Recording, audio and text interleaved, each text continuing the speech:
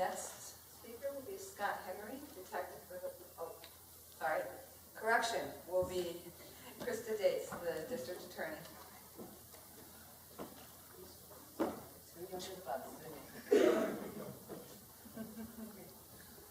Good evening. My name is Krista Deats. I'm the Tioga County District Attorney.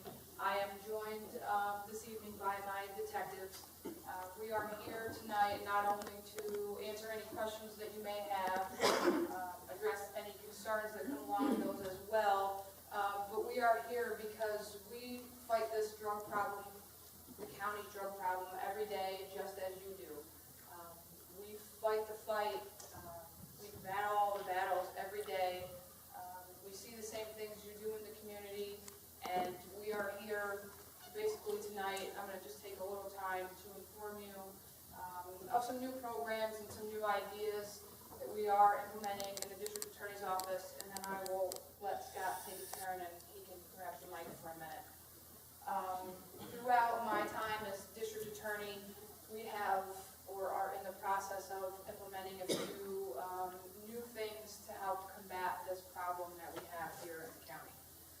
The last couple months, we have begun the process of implementing a drug task force here in Tioga County, which would basically consist of our local law enforcement officers taking the necessary training in order to be properly equipped and prepared to further any drug investigations or the necessity of any such investigations. We have, I believe, gotten as far as figuring out who would be appropriate to join that task force, what kind of training they would need. We do have contact with the Attorney General's office, but just as Sheriff Young spoke, we are short. Even in the Attorney General's office, there have been cuts, and we are just waiting for the time to come when they can come train our guys and we can proceed on with that process. Additionally, we have in the last week made contact with a retired chief detective in Pennsylvania who essentially, I guess you can call him an expert in the field of investigating things such as drug overdoses and similar investigations. The plan with that is to have him come here to Tioga County and give us probably a couple days worth of training, which would include all the local law enforcement officers that can attend, myself, anyone else of interest, basically to kind of inform us of any proper procedures that we may or may not already be aware of, but just familiarize us with that process so that mistakes aren't made in those investigations. Additionally, I have in the last couple weeks doubled my detective staff. I now have so we are going to be out and about in the community a little more. It allows us to show ourselves, I guess, kind of preferably in the schools. We have always strived to kind of make an impact on the children before they can get to this point where we're at and why we're here tonight. We will be developing some programs as far as that goes, but additionally we can assist local law enforcement agencies a little more than we used to be able to.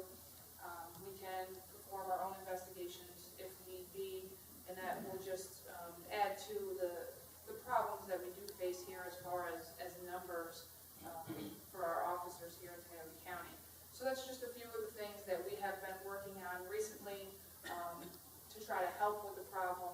I would like to thank you guys all for coming tonight. Hopefully by the time we're out of here this evening, we can ease your worries a little on some of the things that are going on, or at least answer any questions that you may have. And I'll give Scott a few minutes because he likes to speak as well.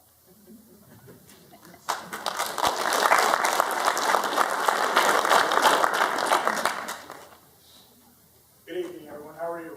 It's Krista. So my name's Scott Henry. I'm the Chief County Detective. I'm retired Westfield State Police, and I grew up just down the road.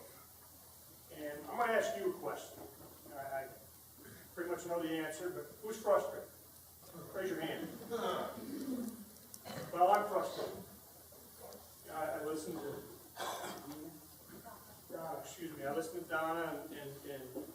Lisa, and I'm going to stand here as 20-some years in Pennsylvania State Police, 4 years in Williamsport Bureau of Police, and almost 5 years now as a county detective, and been battling this for 30 years.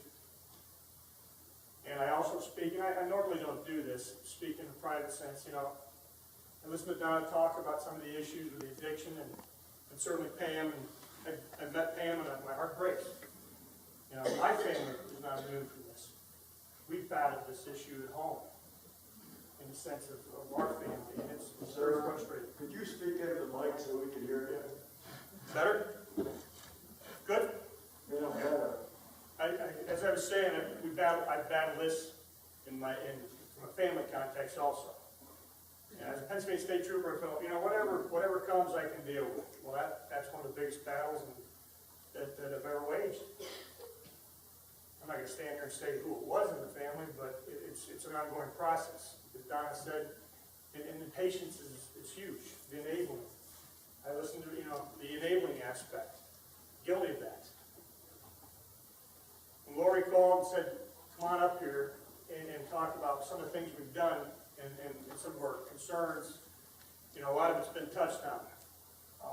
Many years as a criminal investigator down in Montoursville, and certainly Trooper Beaver, I know her well. I've been many times, I've been to those fatal scenes and had to go to folks like Pam and say that their son or daughter is not coming. And it broke my heart. I'll be very frank with you. You get a personal side to this as well as a professional side. And it came to a point, I'm not going to stand here and talk about myself, it came to a point where I needed to change. And I went into community services, and Trooper Beaver sits here, she's our community services officer. I want you to know that every day, we are fighting a fight. As Tom said, and as Krista said, and it is great to see everyone here, because that's what it takes. My day started at 6:52. I was the one the lawyer was talking about that came out of the woods and decided to take the day and go bear hunting today. 6:52, the phone rings, and I'm talking to Pennsylvania State Police about issues down in Lawrenceville. And it's been going all day. That's what we do. But you need to be a part of it. You need to assist, because we are minimal. That is one of our limitations. I'm very big on education. When I finished doing what Trooper Beaver does now, for example, we had a personal relationship with that position, which was out of Mansfield, with every educator in this county. All they had to do was pick that phone up. And when Mr. Wheeler, who's now our judge, hired me, he told me to continue that. And that communication is a big word here. Because if we can't communicate, we're not going to win the battle. And that has been, I think, very instrumental. I look at the LEA. Sheriff's our president of our Law Enforcement Association. There was a time when our departments didn't even talk, did they, Tom? And now they talk.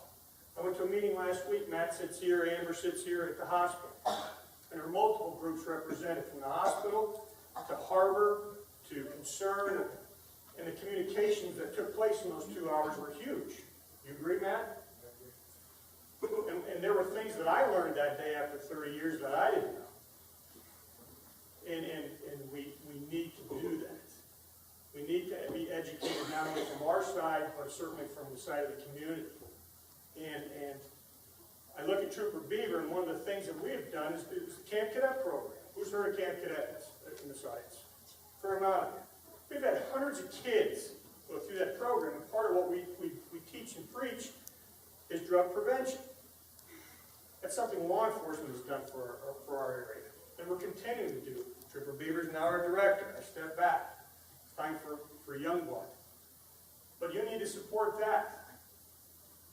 We need to be active in schools. Our new detective down here, Melanie Smith, part of the reason we hired her, or I should say, Ms. Deats hired her, I didn't hire her, was that we could be more of give more of an opportunity to schools to have us come in and have that presence. Dr. Barnes, who knows Dr. Barnes? She's our superintendent for Northern Tioga. One of her key words is presence. You start with that education, and that's huge. And hopefully that'll go into the prevention. And these are the things that we need to continue. And we're going to continue trying it. As Krista said, we're fighting the fight with the Drug Task Force as far as the Attorney General is getting that squared away to where we can have that asset here in this county. What I'm going to say for limitations for you folks is this.